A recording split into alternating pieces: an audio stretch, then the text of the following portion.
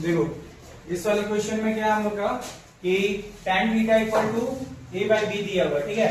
तो हम लोग को प्रूव करना है a sin theta minus b cos theta by a sin theta plus b cos theta equal to a square minus b square by a square plus b square, ठीक है। तो अब हम लोग क्या करेंगे, इसको ट्रिग्नोमेट्रिक रेशियो वाला में ले आएंगे, ठीक है। जो दिया हुआ है अपने पास क्या है, दैट इज गिवन और tan theta equal to a by b। तो tan थीटा क्या होता है, p बाई बी होता है। यहाँ जो कि ये b ऑलरेडी वेरिएबल लिया हुआ, जिसको हम लोग कैपिटल b ले लेते हैं, ठीक है। p by b equal to a by b, therefore p equal to a, b equal to b, h हम लोग का मिसिंग है, ठीक। तो हम लोग यूज करेंगे बाय पाइथागोरस थ्योरम।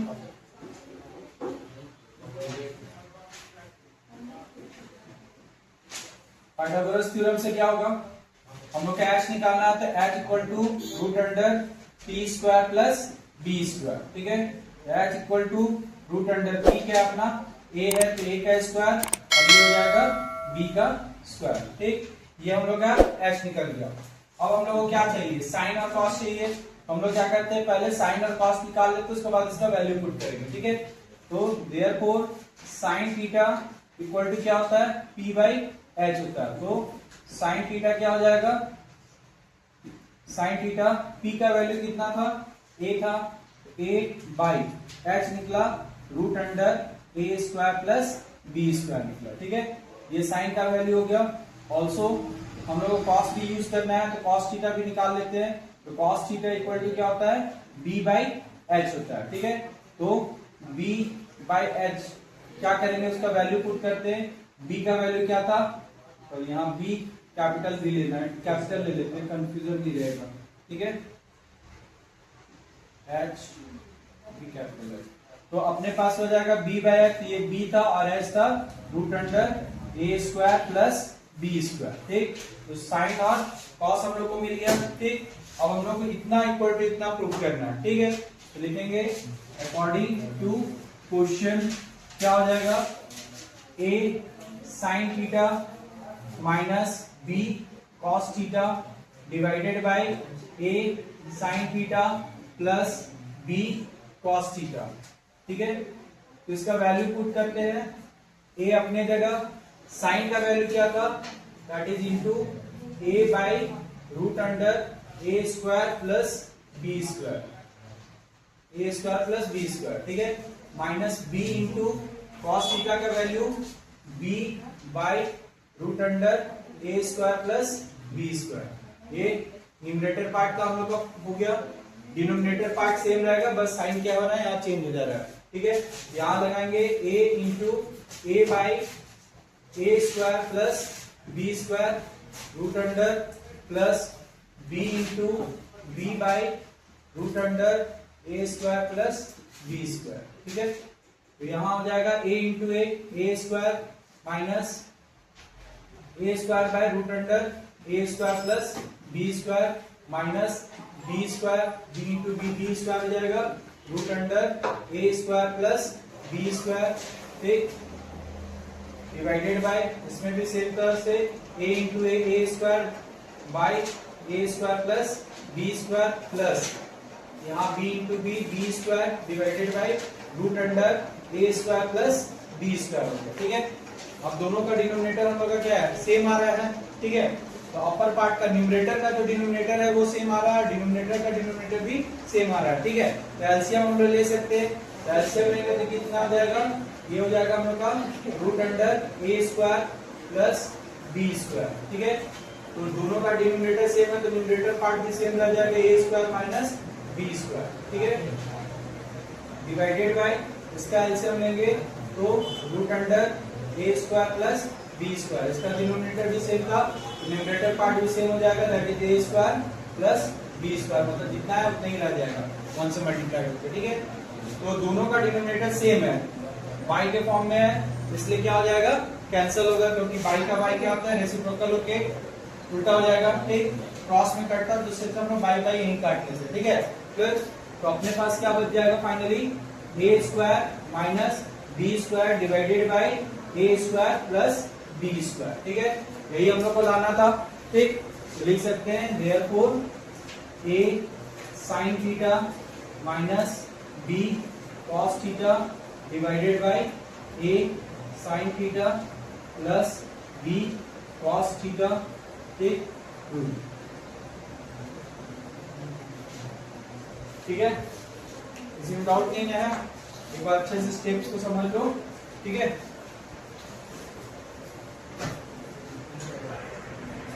देखो तो इस वाले क्वेश्चन में हम लोग बेसिकली क्या बोला, साइन थीटा का वैल्यू दिया है 12/13, ठीक है। ये याद रखना कि साइन थीटा का वैल्यू में हमेशा न्यूमरेटर छोटा होगा, डिनोमिनेटर बड़ा होता है। क्यों? परपेंडिकुलर बाय हाइपोटेनस, तो हाइपोटेनस हमेशा बेस और परपेंडिकुलर से बड़ा होता है, ठीक है। अगर कभी परपेंडिकुलर बड़ा दिखा है, हाइपोटेनस छोटा दिखा है, तो वो क्वेश्चन गलत होगा, ठीक है। फिलहाल अभी साइन थीटा का वैल्यू 12/13 दिया हुआ है, ठीक। तो हम लोग को इसका वैल्यू इवेल्युएट करना है, यानी फाइंड आउट करना है, ठीक है। तो हम लोग क्या करेंगे, साइन थीटा तो दिया है, हम लोग को इसके लिए कॉस थीटा निकालना पड़ेगा, ठीक। कॉस थीटा क्या होता है, b/h होता है, जबकि साइन थीटा p/h होता है, ठीक है। तो हम लोग को क्या चाहिए, since sine theta equal to 12/13 दिया हुआ है, ठीक है, गिवन है, ये गिवन। तो देयरफॉर साइन थीटा को क्या लिख सकते हैं, p/h, p/h हो गया 12/13। देयरफॉर p का वैल्यू 12 लेते हैं, h का वैल्यू 30 लेते हैं, ठीक। तो हम लोग को b चाहिए, b के लिए क्या करेंगे, बाय पाइथागोरस थ्योरम,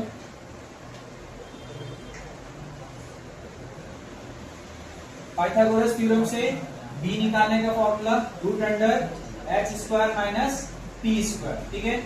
तो b इक्वल टू √h हो गया अपना 13, तो 13 का स्क्वायर माइनस p कितना है 12, तो 12 का स्क्वायर, ठीक। तो 13 का स्क्वायर कितना होता है 169, 12 का स्क्वायर 144, सब्ट्रैक्ट करोगे तो कितना निकलेगा 25, ठीक। तो 25 का रूट कितना आता है 5 आता है, ठीक है। क्लियर? इस तरह से हम लोग का b का वैल्यू क्या हो गया 5 हो गया, ठीक।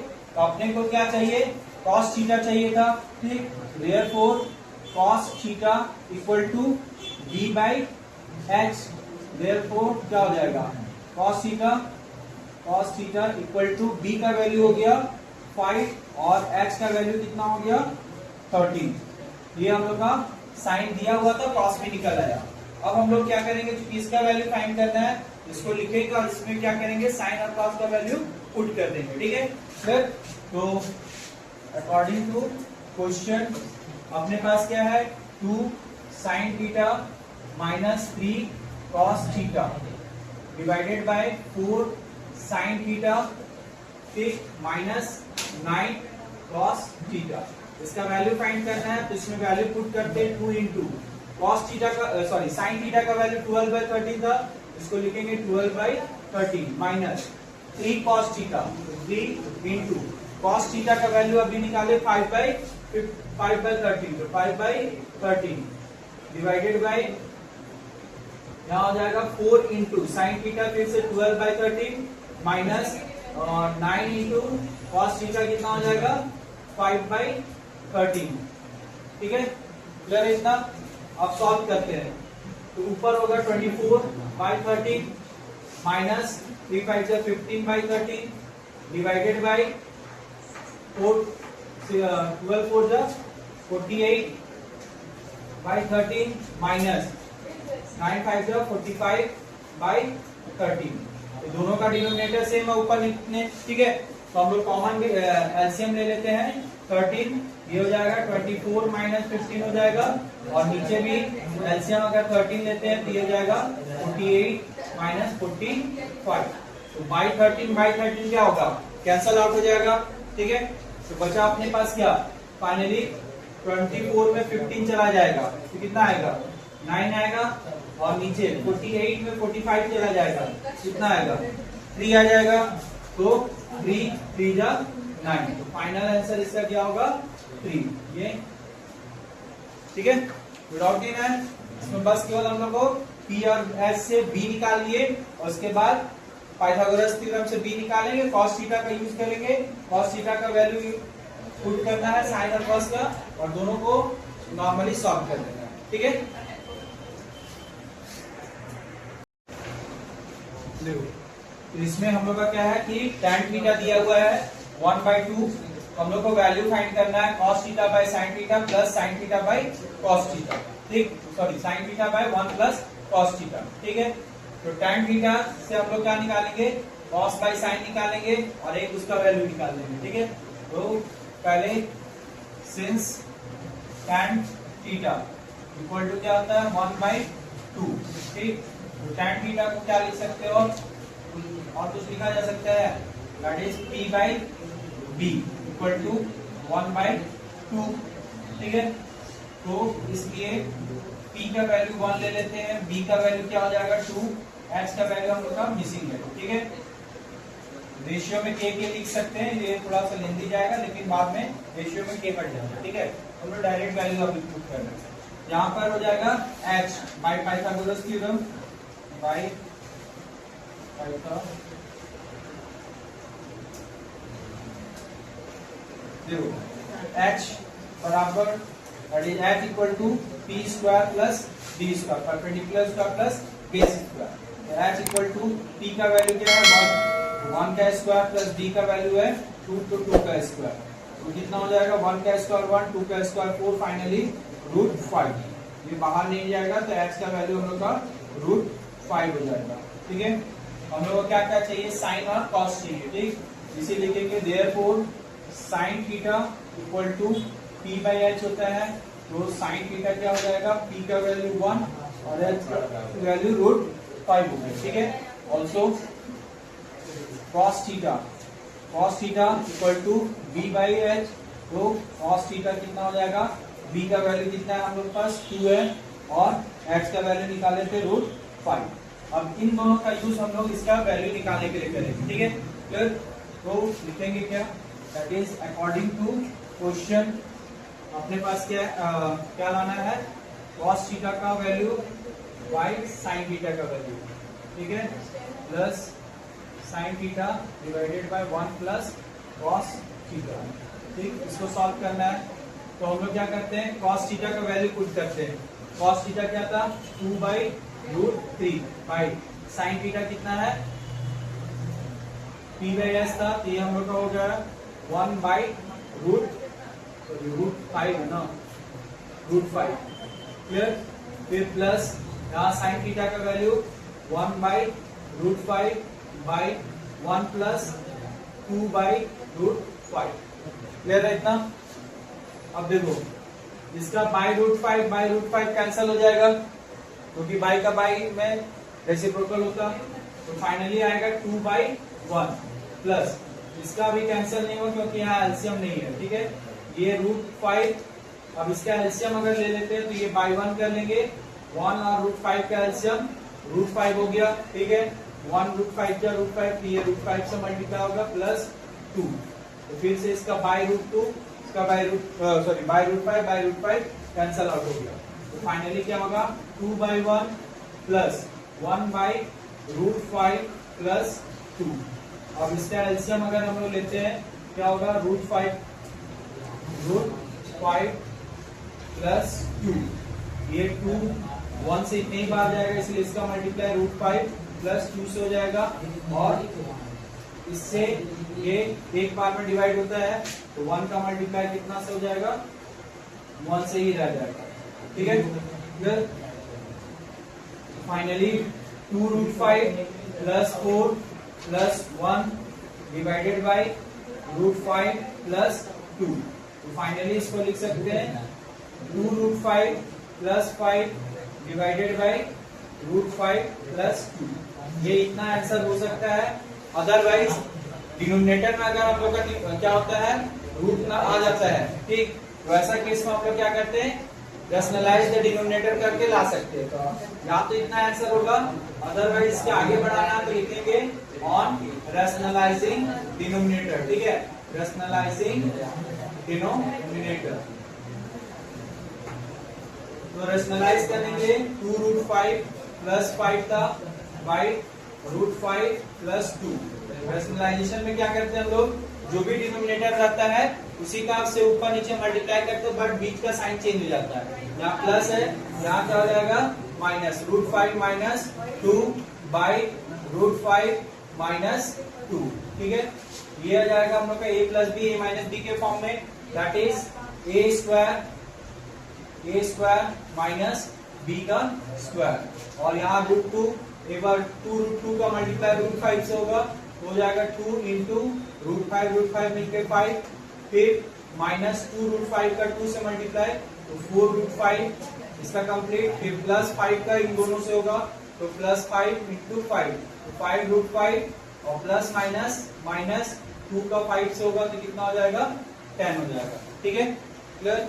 अपने पास है कितना 2 5 का 10 माइनस 4√5 में 5√5 चला जाएगा, दोनों अपोजिट है, लेकिन जो बड़ा रहता है उसका साइन आता है, ये बड़ा है इसलिए इसका साइन बड़ा में छोटा चला गया तो कितना बचेगा √5। ठीक, एक तरह से 5√5 में 4√5 सब्ट्रैक्ट हो गया, फिर माइनस 10 डिवाइडेड बाय √5 का स्क्वायर करने से 5 और 2 का स्क्वायर करने से कितना आता है 4। तो फाइनली यहाँ +2 +10 और -10 कैंसल आउट हो जाएगा और ये हो जाएगा √5/1। तो √5/1 मतलब √5। ये फाइनल आंसर होगा। अगर रेशनलाइज नहीं करते तो इतना आंसर होगा, अगर रेशनलाइज करेंगे तो फाइनल आंसर √5 में निकलेगा। क्लियर है?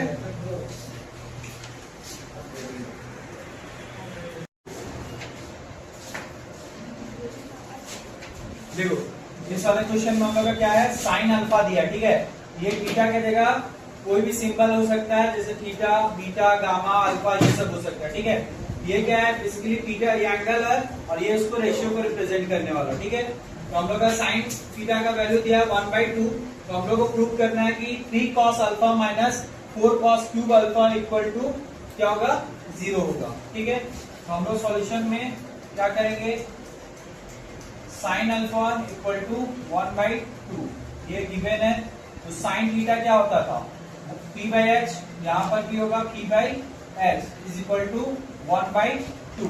ठीक है, तो ले सकते हैं therefore p equal to 1, h is equal to 2, अपने पास क्या है b मिसिंग है। ठीक है, तो b को निकालते हैं किससे, bye Pythagoras theorem. Pythagoras theorem से क्या है अपने पास b निकालना है, तो b equal to √h² minus p square होता है। ठीक है, तो b इक्वल टू h का वैल्यू हो गया 2, 2 का स्क्वायर माइनस p का वैल्यू 1, 1 का स्क्वायर, तो 2 का स्क्वायर 4 और 1 का स्क्वायर 1, दैट इज √3। ये अपना क्या हो गया b का वैल्यू हो गया। ठीक है, क्लियर।